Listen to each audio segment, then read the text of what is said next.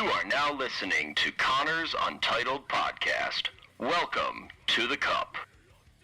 What's up, everybody? Welcome to Connor's Untitled Podcast. I just threw a pizza in the oven, and the box says about 18 to 20 minutes, so that's what you got me for. I just fucking got out of the shower, like I said, put a pizza in the oven for dinner, and decided to crack a cold one, and just figured, fuck it, I've got 20 minutes, I haven't done anything with this podcast in a while, and why not just talk about some random shit and see how it turns out. So that's what I'm going to do. And like I mentioned, I haven't done much with this. I do, once again, want to thank those that have listened and have supported me throughout this. I know that this show's not great. I know I don't put out must-hear or must-see content. My visuals are lacking. My content is what it is. Big shout-outs to Mike and Seth for helping me out so far and being on episodes and making this what it is. But I know it, I get it. The show stinks. I appreciate that it stinks because those of you that have listened and watched, and trust me, it's not many of you. I've seen my view count. I've seen my listen count. But those of you that have, I can't appreciate you more than you know. And it's just fantastic because if this thing does end up becoming something big, which would be nice, but it's not the ultimate goal, but it would definitely be something that would be, appreciated. You guys will be there from the beginning, and you can say that. But anyway, what's going on in the world these days? I mean, the big obvious thing is Afghanistan. The troops have been pulled out, and now we're sending them back, or we're not sending them back. We're pulling more out, but we're sending them back at the same time. Nobody fucking knows. Everybody's out on social media, and they're gonna act like they know what's going on. They're gonna act like they have all the answers and they know exactly who to blame and what the American government and military should do or shouldn't do. And it's like, for the past 20 years, none of you have given a shit about Afghanistan. In fact, you've done the exact opposite of giving a shit about Afghanistan. And I'm not here to say that it is not Joe Biden's fault. I mean, Joe Biden definitely has his hand in it because he's the president of the United States, one of the most powerful men in the world, despite how goddamn stupid he is. And I can say that. I voted for the guy. I was not a fan of Donald Trump. I fell for the whole politician, let's go for a change thing, and just voted for tails while we already had heads in office. Two sides of the same coin, two wings on the same bird, whatever you want to call it. So I did vote for the guy. Not thrilled with how he's done as a president so far. But this whole thing doesn't solely come down on him. I mean, this shit with Afghanistan dates all the way back to the 80s, when we were actually, funneling guns and equipment to them to, become freedom fighters. There's like an ad that popped up about, give money to the Afghani freedom fighters and, help them win the war, whatever the hell it was. You can look it up. I'm no historian. But this dates back all the way to like Jimmy Carter, Ronald Reagan type shit. So there's way more people to blame than just Joe Biden. Everybody wants to point the finger at Joe Biden, which, I mean, again, the guy is a bumbling moron. And I unfortunately voted for the bumbling moron, but it is what it is. Nobody has the right answer. It's a horrible thing that's going on over there. I mean, the whole visuals and the scenes of the airport and people clinging to the sides of planes and then falling off of the planes. I mean, obviously, what the hell do you think is going to happen? But I shouldn't laugh. It's horrible. But I mean, that's the kind of delirium and the kind of thinking that those people are going through just because, they're frightened to live in a country that's overruled by these terrorists. And I mean, Taliban are terrible people. I mean, there's a lot of videos and stuff that are coming out of them, breaking into the offices and sitting into chairs and, messing around with weight equipment, and just acting, like you and I would, like regular people. But, at their core, you got to realize they're, not good people. Their intentions are terrible, and there's a reason why these people are fleeing.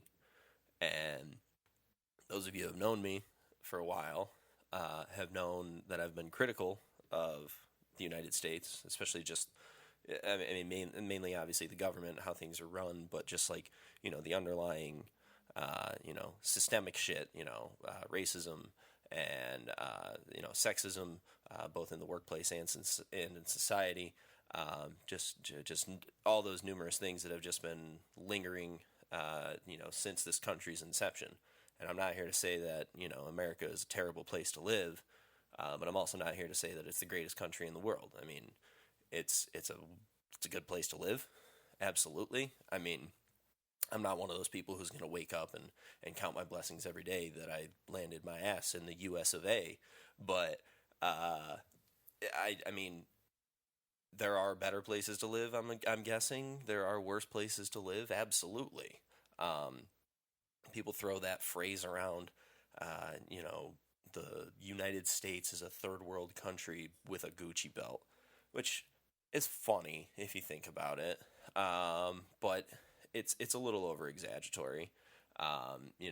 We do have a problem with homelessness. There's not, widespread poverty, but a lot of people are living in poverty, especially post COVID. And that's another thing. People want to say, oh, nobody wants to go out and work, which there are those people. There are people who, don't want to work. They want to freeload off of society. You're going to get that anywhere you go. I mean, I feel like you go to any country, and any well-developed country in the world. I should say that, because a lot of countries, as I mentioned before, live in poverty and are struggling immensely. But, go to any well-developed country in the world, and I'm sure you're going to find people who just want to be that, for lack of a better term, a leech on society. And but either way, there are. I'm losing track. I got to backtrack a little bit. But either way, I mean, the country is great. I mean, everyone wants to talk about freedom. We have freedom. So many countries have freedom. A lot of people have freedom. It's just, I don't know. The thing that annoys me is just we have to be so different from everything. We have to be so different from everything. Our units of measurement, miles versus kilometers, and then what is it? Liters versus gallons, and then just the way we drive on the right side of the road versus the left, which is just a minor thing. But it just seems like we always have to do things different because we're America and we're the best. We're number one. Blah blah blah. And, the Olympics comes around every 4 years, but every 2 years, if you do summer and winter. And we kick ass all the time. Absolutely. I mean, we are a country bred full of, athletic freaks. And some of the people, especially some of the ones that got highlighted throughout it, like skateboarding was a brand new thing in the Olympics this year. That was really exciting. Did not expect it to be as international as it was, but that was really cool to watch.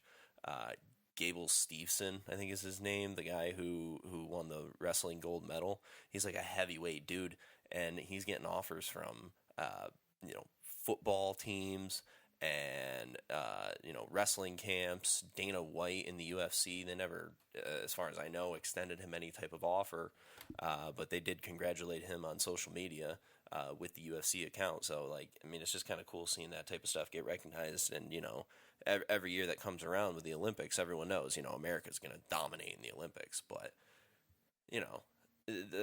my biggest thing is, it's there are things that other countries do that we should adopt, and a lot of people don't want to do it.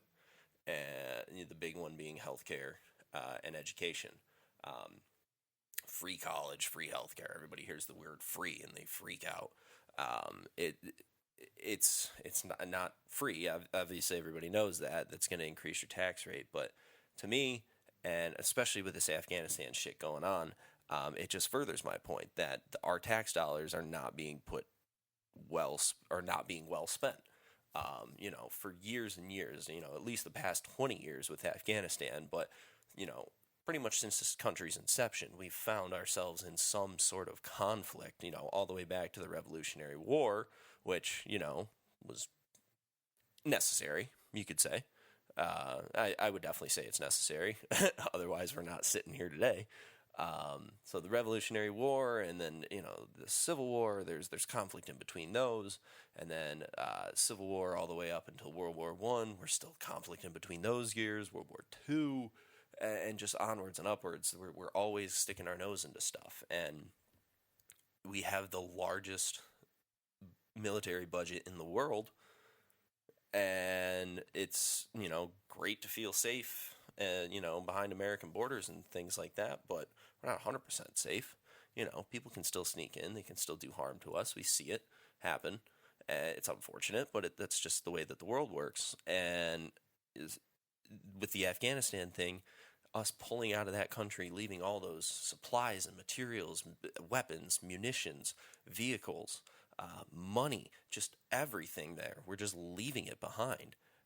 It blows my mind that we can just do that. Apparently, there's people, Americans, that are stranded there that are trying to get out of Afghanistan. It's not just the people who live there, it's the people that we've sent over there or that have traveled over there for whatever reason it may be. That's all our money. Like, I mean, whatever reason you want to be pissed off at this, there's a reason to be pissed off at this. You can be pissed off at, you can be pissed off at the Biden regime, absolutely, for right now being the ones who pulled the trigger on doing it. You can be mad at the past three regimes, Trump, Obama, Bush obviously, who fucking initiated the thing. Obama continually bombed the Middle East, but did it with a smile. And, I will say that I did like Obama, but after learning those things, when I wasn't so focused on that at the time, after learning those things about him, yeah, I mean, he's just another president. He did some good things, he does some bad things.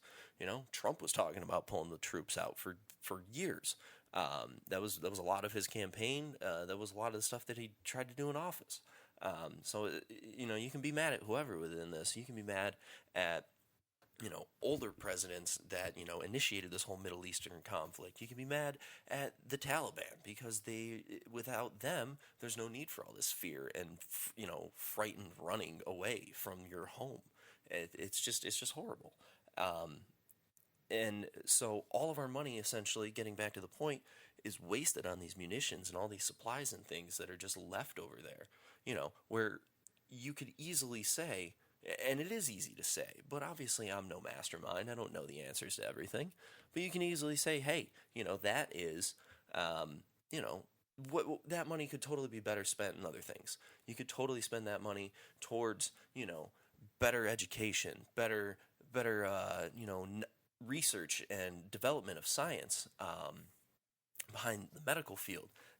Offer people who are down on their luck. I'm not saying go out and give $1,000 to everybody or whatever. The stimulus check is a whole other thing that I have mixed feelings on. But this money that we're giving out already can just be displaced to better things. We're constantly cutting school budgets and overfunding police budgets.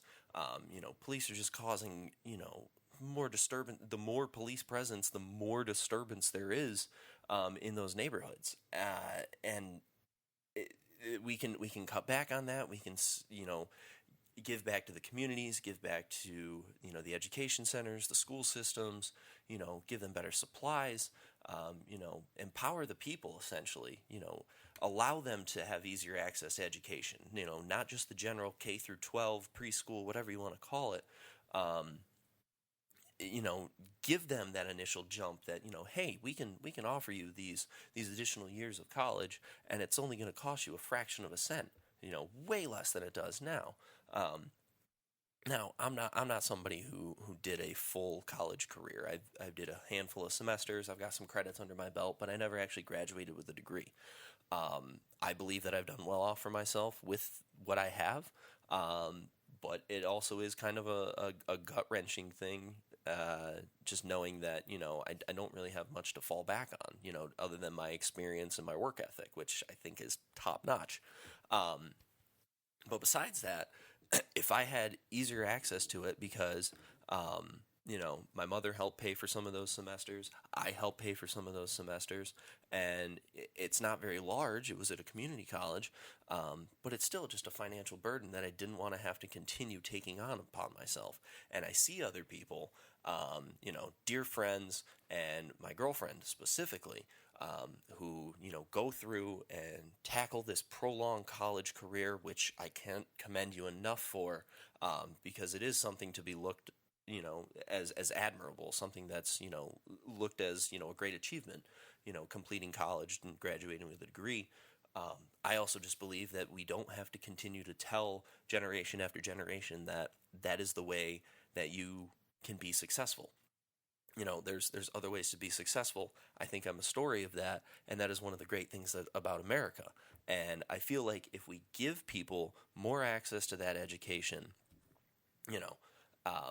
whether it's free, whether it's at a fraction of the cost now, you're going to allow those people to broaden their minds, broaden their horizons, and be able to do more and essentially give back more to society.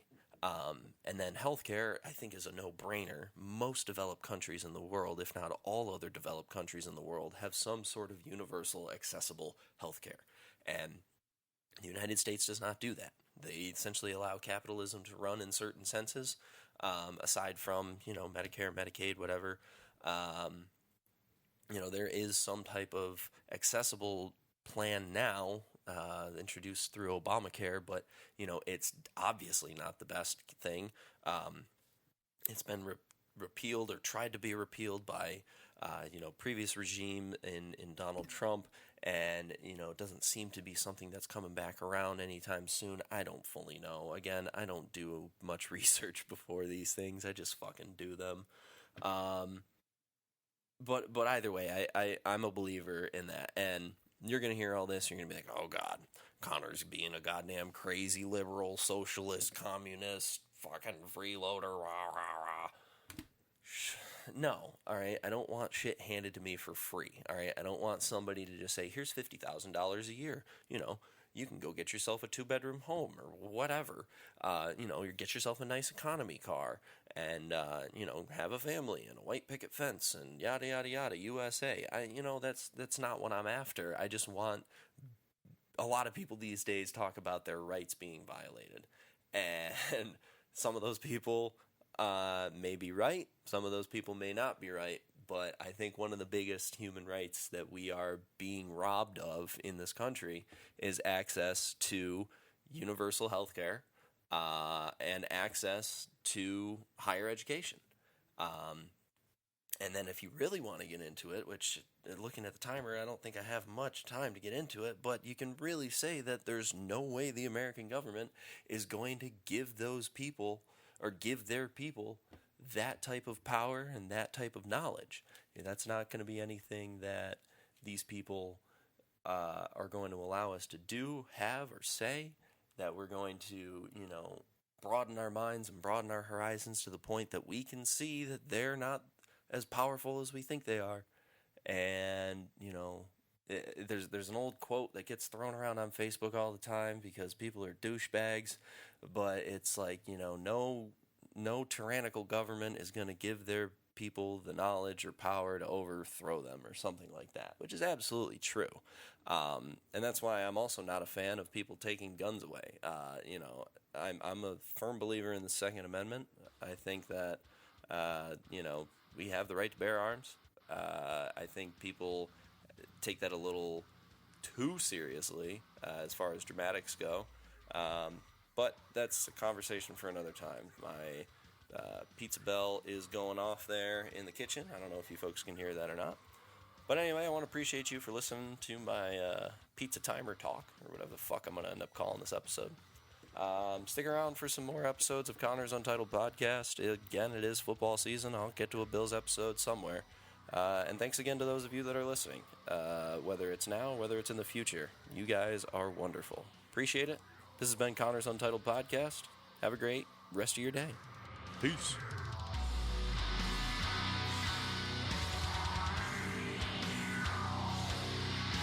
Thank you for listening to Connor's Untitled Podcast. The music in this episode was provided by Taken to Heart. which was my old high school band. And unlike this show, we didn't fucking suck. Go Bills!